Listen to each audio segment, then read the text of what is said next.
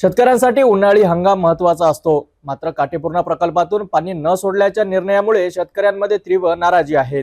पाटबंधारे विभागाने दिलेल्या पत्रानुसार उन्हाळी पिकांसाठी पाणी पुरवठा करणे शक्य नाही।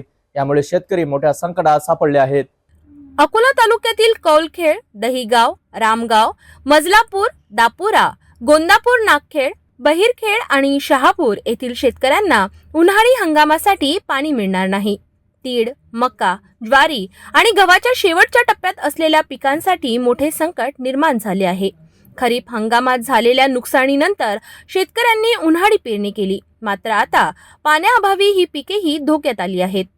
बुलढाणा जिल्ह्यातील एका शेतकऱ्याने पाण्याच्या अभावामुळे आत्महत्या केल्याची घटना समोर आली असून त्यामुळे सरकारच्या भूमिकेवर प्रश्नचिन्ह उपस्थित झाले आहे। काटेपूर्णा सिंचन प्रकल्प जो आहे त्यातून आम्हाला दरवर्षी आमच्या रब्बीसाठी पाणी पुरवठा होतो आणि काटेपूर्णा सिंचन प्रकल्प हा मुळात इथल्या खारपान पट्ट्याच्या शेतकऱ्यांच्या शेतीसाठी निर्माण करण्यात आलेला सिंचन प्रकल्प आहे। तो तयार झाला 70च्या दशकात। त्याच्यानंतर 2 दशकं आम्हाला खरीप, रब्बी आणि उन्हाळी या तिन्ही सीझनसाठी या कालव्यातून, या धरणातून पाणी पुरवठा झाला। पण 90च्या दशकानंतर इथल्या लोकप्रतिनिधींनी जे बिगर सिंचनाचं अकोला शहराचं आरक्षण आमच्या धरणावर वाढवलेलं आहे, त्याच्यामुळे आमचं सिंचन जे आहे त्याला पाणी कुठेतरी बाधित झालेलं आहे आणि आता रब्बीवर आम्ही येऊन ठेपलेलो आहोत। यावर्षी अशी परिस्थिती निर्माण झालेली आहे की रब्बीसाठी जो पाणी पुरवठा केला होता तो पाटबंधारे विभागाने व्यवस्थित न केल्यामुळे पाण्याचा प्रचंड अपव्यय झालेला आहे। वारंवार आम्ही विनंती केली की हे पाणी वाचवा, आमचंच पाणी आहे आणि आम्हालाच लागणार आहे।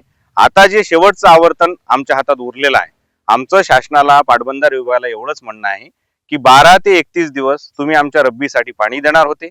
आज 16 तारीख आहे, अजूनही खांबोऱ्याहून पाणी सुटलेलं नाही आहे। 12 ते 16 हे वाचलेले 4 दिवस आणि 25 पर्यंतच आम्हाला पाणी पाहिजे। 25 ते 31 वाचलेले दिवस, असे जे 10-12 दिवस उरतात, 2 एप्रिल ते 14 एप्रिल आम्हाला पाणी देण्यात यावं।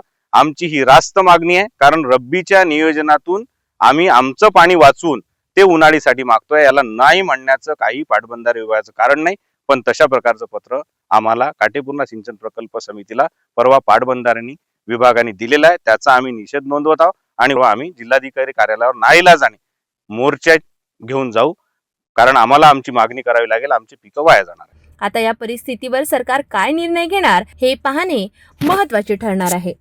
शेतकऱ्यांच्या पाण्याच्या मागणीवर सरकार गांभीर्याने पाऊल उचलणार का, की पुन्हा एकदा शेतकरी संकटात टाकला जाणार, हे पाहणं गरजेचं आहे। सरकारने लवकरात लवकर हस्तक्षेप करावा अशी शेतकऱ्यांची मागणी आहे।